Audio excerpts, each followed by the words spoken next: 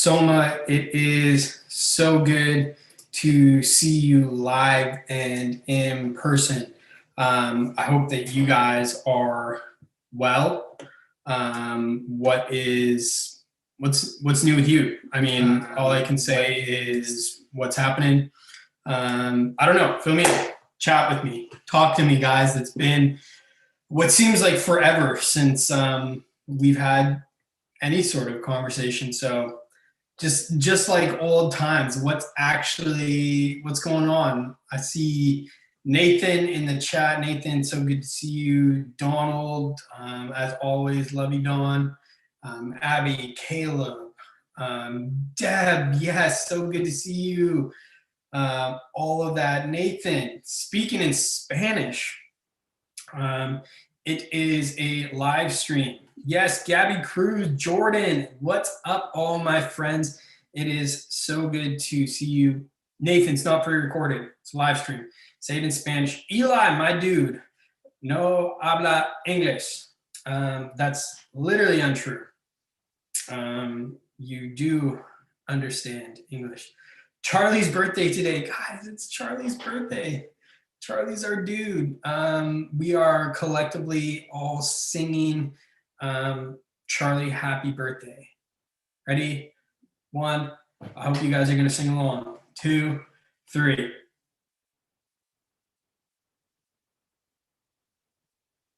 To you. I think I might have froze there, but Charlie, happy birthday. Riley Tan in the chat. Riley, what is good, my dude? I'm glad you are here. Who else is alive, present, well in the chat? Who else is here? Hey, Nathan, I just have one question for you. If you don't understand English, how do you know that it's Charlie's birthday? Because nobody said it in Spanish. Just curious. Jacob Priant and Amanda Loreno in the chat, welcome. It is so good to see you guys. Just repeating no habla does not mean that you don't understand, because how else would you know? Charlie says thanks. Charlie, we love you. We adore you. Charlie, what's your favorite thing? Is Charlie watching? Eli, is Charlie watching? Hey, Julia Colwell. Hi, Quinn Marcellus. So good for you guys to join us. Eli, is Charlie watching? The people of SOMA need to know whether Charlie is watching. Yeah, Nathan's doing this thing with Google Translate, and he is getting really excited about translating everything he says into Spanish. We'll wait and find out if Charlie is watching or not. Thank you, Jordan. Yeah. Thank you, Jordan. In English, please. He was polite. Well, Eli, since you're not getting back to me whether Charlie is or is not watching, we will. Charlie's favorite thing is Doctor Who. Okay, Doctor Who. Never gotten into this show, but I heard everything is bigger on the inside. So little Doctor Who reference, but I don't really know a whole lot about Doctor Who. So Charlie, I'm glad that you like Doctor Who. Megan Tan in the chat, everyone. Megan, welcome. Glad that you guys are here. Cool. So I'm just gonna, that's what they say about my stomach. It's bigger on the inside. It's true. Jacob can eat a lot of food. If you guys didn't know, Jacob's on staff 1 day a week here, or about 10 hours a week. And so he helps with some of the video content, and occasionally he'll make it in for a staff lunch, and Jacob can put away some food, and it's good.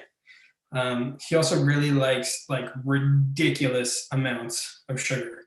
I think it was like 10 a.m. He was eating gummy bears on Sunday, and then I made the mistake of ordering a drink that Jacob once got at Red Robin. It's called Jacob. What was it? The raspberry lime flip, strawberry lime flip, or something like that. I don't know what it was, but if diabetes had a taste, it would be this drink from Red Robin. Cherry lime flip, there it is. Cherry lime flip. If diabetes had a taste, it would be cherry lime flip from Red Robin. It was outrageous. So free advice there. That was a few months ago. It was wild times on a Monday here in Maple Ridge. But Caleb, you like that one? That one's for free. Cool. So we're gonna go ahead and get into things. Readjust. Take a sip of water. Production value is a little bit lower, but the conversation is way higher. So excited.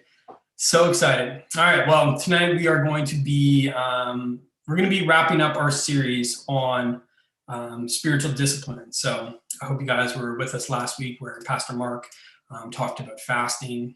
It was a great message.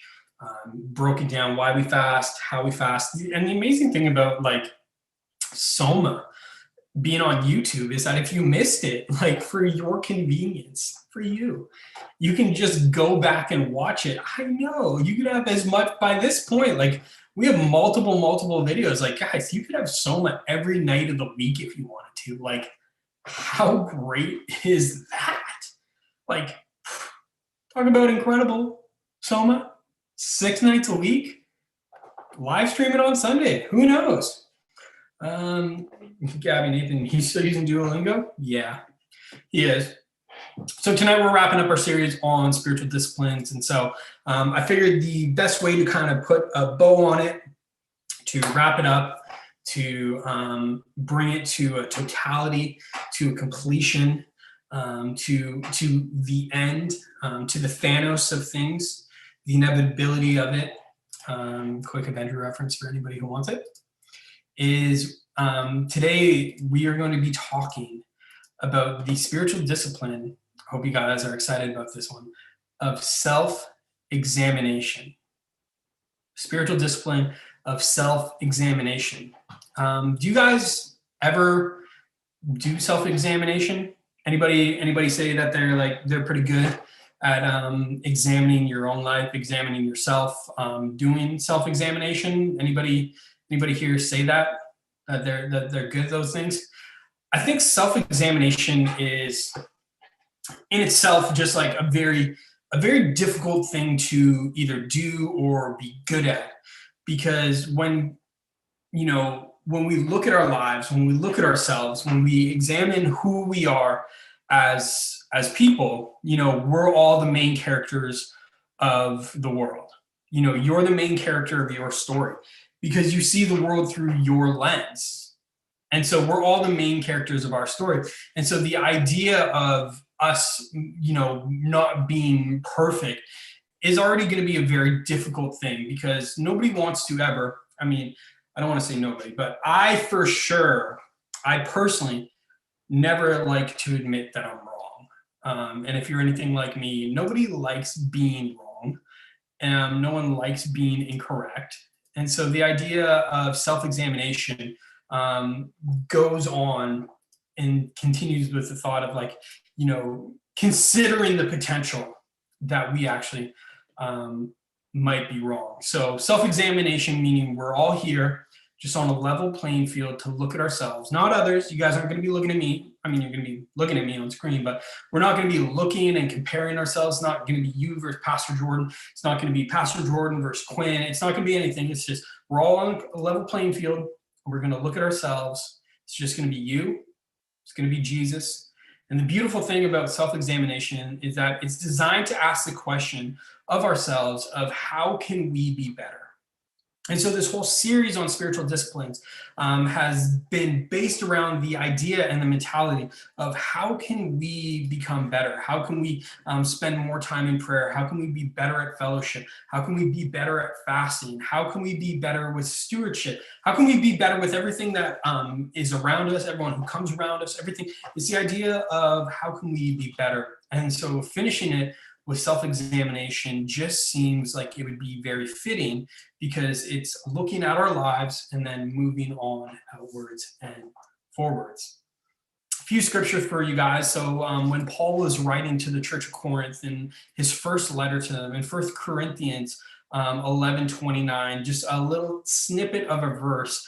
Paul is writing to them and says, let a person examine himself, then and so eat the bread and drink of the cup. And so he's talking about the covenant that, or the new covenant, the relationship with Jesus. He's talking about enter into the relationship with Christ. And he says, let a person examine himself then. So it means first. Let a person examine themselves first.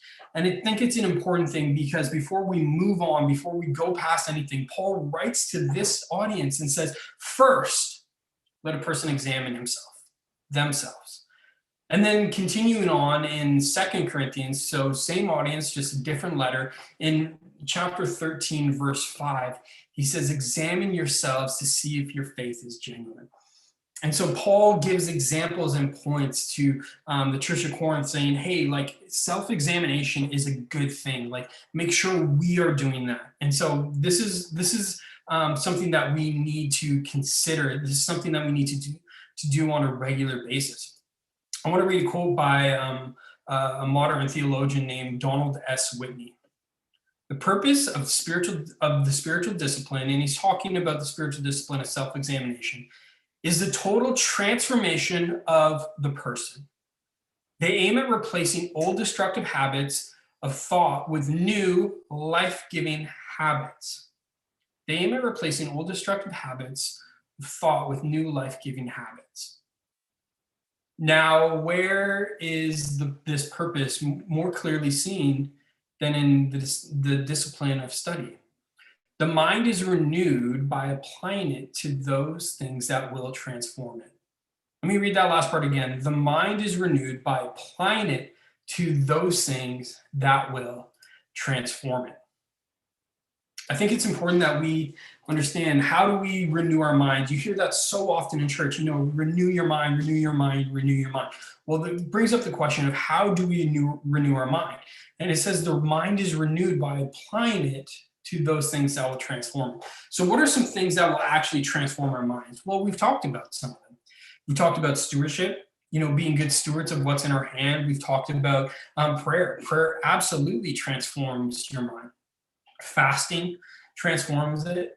But here, when just the idea of self-examination, we want to begin to ask the larger question of what are the things that we need to do that are going to transform our mind and renew it.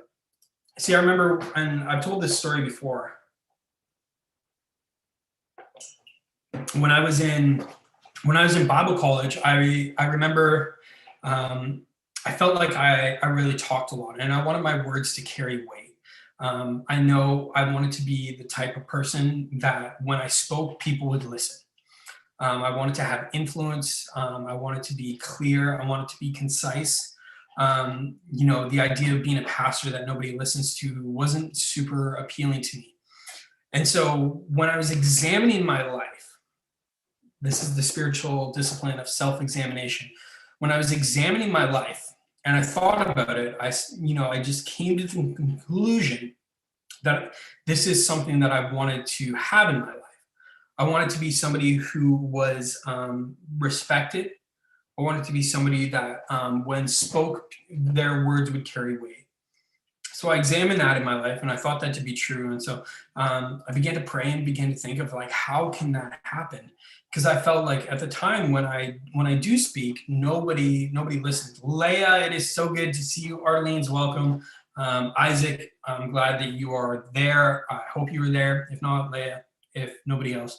And then Jacob, my guy, I hope you're there. We love you. So Arlene's welcome. We're talking about the discipline or spiritual discipline of self-examination.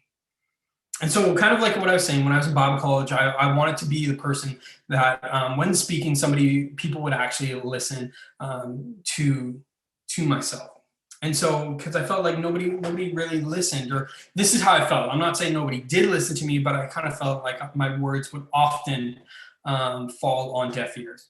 And so I went to my intern director and I sat down in his office and I was like, hey, Vic, this is what I'm thinking. I'm thinking about doing a little fasting, speaking. Is that weird? Is there a biblical preference for this? Like, what if I just stop talking for 3 days?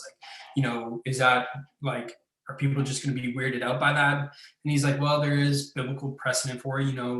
John the Baptist's dad didn't speak for 6 months because he was intentionally quiet, and his first words out of the mouth was, "No, we're going to name him John." And so he's like, there's precedent of people not speaking biblically before. And he was like, why not? Like, what do you got to lose? He's like, don't be weird. If someone asks you a question, please answer them. But if you're just not going to engage in conversation, like, cool. And so for the next 3 days, I wasn't weird about it. I just, for the most part, just kept quiet. I just, when people would speak, I would listen. If they asked me like a question of like, where do you want to go for lunch? I would say Chick-fil-A, and that's where we'd go. But I wouldn't actively engage in conversation. Like I would never be the one to first speak. And I would just be really, really quiet because I was examining my life and I said, I want my words to carry weight. And so for a short amount of time, I'm going to give my words up. That was my mentality of what I was doing at that moment. And so I still prayed. I still spent extra time with God, but instead of when people were going out and hanging out, where socializing back in the day pre-COVID, I decided to spend that extra time fasting, so in prayer, and I spent that time not speaking. And I really felt that there was something that came on my life at that moment, where I noticed that I didn't talk as much afterwards. If you know me, I'm a talkative guy, but I wouldn't just give my opinion freely. I felt like my words began to develop weight to it. And it was something that was special for me. It was something that I will always remember doing. But it goes back to the idea of the mind is renewed by applying those things that will transform it. And so I was applying the power of words to my mind, and all of a sudden there was transformation that was happening to it. I think the second thing that we need to understand when we're talking about self-examination is this, and I want you guys to grab this because I think it's so easy to overlook this, but I want you to pay attention to this. Whatever we pay attention to is our reality. Whatever we pay attention to is our reality. The spiritual discipline of study takes seriously this fact, calling us to be intentional in choosing the things in which we focus on and challenging us to plumb them more deeply into our lives. Because while giving any level of attention to something will change you in return, you can control how profound the ricochet effect is. And the ricochet effect is what it actually leads to. The more intensely you study something, the more your mind will conform to the order upon which it concentrates. The more you intensely you study something, the more your mind will conform to the order upon which it concentrates. I think the easiest way to give an example of this is, if you know me, you know that I deeply love sports, but I deeply love the NFL. I love football. And the more I pay attention to it, the more I learn about football. And when it comes to this thing, the more that I study it, the more my thoughts go to football. For example, between the months of September and January, every Monday, Thursday, and Sunday, my mind is on football. I know that there is going to be a football game that I can watch. I pay attention to football in that season.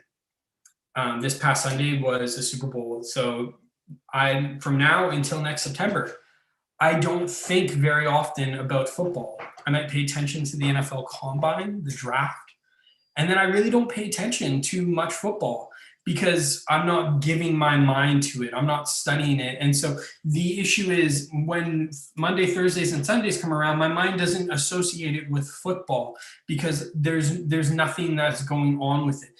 But what we have to understand is when we look at this, whatever we pay attention to becomes our reality. And so if your reality or what you pay attention to is Instagram, if what you pay attention to is fashion, makeup videos, video games, whatever it is, the more you give your mind to it, the more you actually begin to think about these things. the more often that your mind goes towards these things. When your idle mind begins to think about these things, for some people, this is money. Whenever they're not doing anything, all they're thinking about is, how do I make more money? Where do I get more money? How do I spend more money? If I only had money, then this could happen. And when we talk about all of these things, the question I want to ask in self-examination is, when you're left alone in your thoughts, what do you spend time thinking about? When you go to bed at night and you put your head on your pillow and you finally put your device down, or you're not watching YouTube or Instagram, or you're not on Snapchat anymore, when you go to sleep, what are you thinking about most often before you fall asleep? Begin to have a self-examination of what do you begin to think about, because the idea is that whatever we pay attention to is our reality. And so we should be asking ourselves questions of, what do I often think about? What do I give my mind to? What am I doing?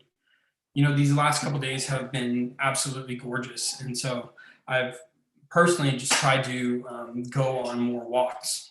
I'll put in my AirPods and I'll go on some walks, and I'll try to be present where I'm at. Try to be present in nature. I'll try to be present on what I feel like God is trying to say to me. I'll try to spend some time in prayer. You could call it that I've been going on prayer walks, but I wouldn't necessarily say I've been going on prayer walks, because I was simply walking and praying. So I guess by definition it is a prayer walk, but it was the intention of slowing down and clearing myself. It was a spiritual discipline for me. And so simply, when we look at this, how are we examining our lives? So what I want us to do, and we're going to do this in life groups in a little bit, but what I want us to do is, I want us right now, for whoever's watching, leaders included, let's do a self-examination questionnaire. And so you don't have to answer these out loud. If you're sitting beside one of your siblings, you don't have to answer it with them. But I'm going to ask some questions, and I want you to take an inventory of these things, because these are 6 things that I think should be in our mind presently, each and every single day.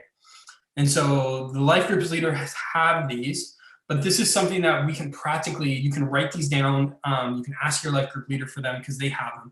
But I want you right now to do an inventory. I'm going to ask you 6 questions, and I want you to do an inventory, a self-examination that is going to be led by me.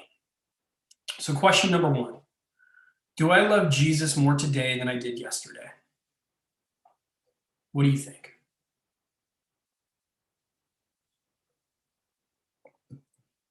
Do I love Jesus more today than I did yesterday? One of my former pastors used to define backsliding as this: loving Jesus less today than you did yesterday. Backsliding didn't have to be, oh, they fell away from Christ, they don't love Jesus, they're out living in the world doing whatever. He simply defined backsliding as loving Jesus less today than you did yesterday. And I love that definition, because it changes this giant scale to a very, very real near scale. So question number 1, self-examination. Do you love Jesus more today than you did yesterday? There's no judgment if you say no to that question, or I don't know to that question. But along with the theme of self-examination, if you can't answer that question positively, what can you change in your life to say, yes, today I love Jesus more than I did yesterday? Because the goal of the Christian walk is to fall more in love with Jesus every single day. So do you love Jesus more today than you did yesterday? If the answer is no, how can you change that? Self-examination, friends. Question number 2, have you spoken to God today? Have you spoken to God today? I intentionally wrote spoke as opposed to pray, because I think sometimes when we say pray, it's one-sided. But when you say, hey, have you spoken to this person? It's the idea that they will speak back. Have you spoken to God today? Yes or no, just self-examination. Number 3, have I shown the love of Christ to other people today? We're called to be salt and light. Have we shown the love of Christ to others today? What do you think? This isn't something that it's a pass fail, it's not, but it's one of those things, whatever you focus on becomes reality. So these are things that we should be focusing on every single day. Have I shown the love of Christ to others today? Number 4, who have I served today? Anyone? Someone? No one? Who have I served today? Number 5, have I invested in intentional relationships? Have I just hung out with people because they were around, or did I go up to somebody and have the thought of, I'm going to be intentional in seeing this person today? Oh, I didn't see this person today. I'm going to send them a text message, let them know that I was thinking about them. Have I invested in intentional relationships? Remember, this isn't a pass fail. It's just self-examination. These are good promptings to always have. This could be something that you could write down and look at, put it by your table, the side table beside your bed. Look at it every morning, look at it every night, just as a reminder, because what you focus on becomes your reality. And then finally, what do I want to do tomorrow? What do I want to do tomorrow? Something that my wife does that is, she's so very good at. It's also very deeply rooted in her personality, because she's a yellow when it comes to the Berkman personality. She has a to-do list. So if you ever see her, you can ask her what her to-do list is, and she would constantly have a to-do list, whether it's in one of her big books for work or in her phone. She has a to-do list at all times, and her to-do list includes having stuff for me to do on that list as well. And so those are some good questions and some good promptings that we have. Megan is transcribing. So good. Thanks so much, Megan, for doing that. Always a kind thing. So question number 1, do you love Jesus more today than you did yesterday? Have you spoken to God today? Have I shown the love of Christ to others? Who have I served today? Have I invested in intentional relationships? And then number 6, what do I want to do tomorrow?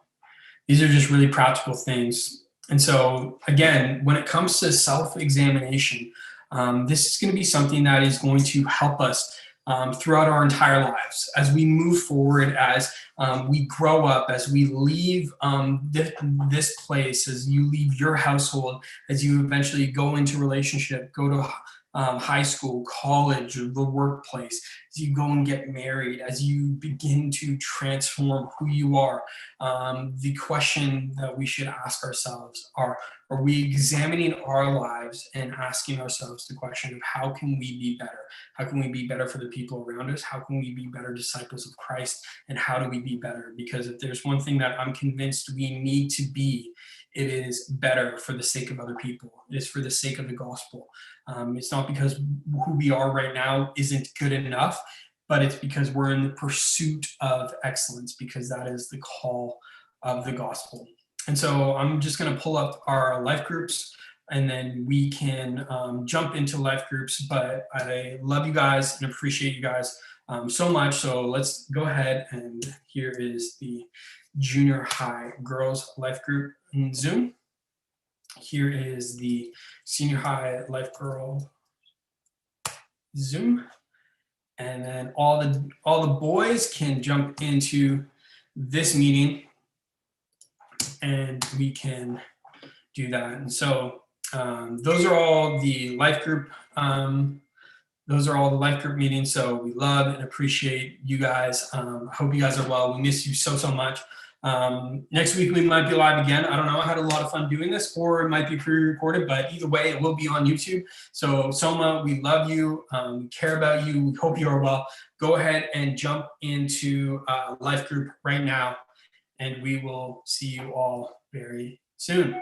Hopefully in person, but we love you guys.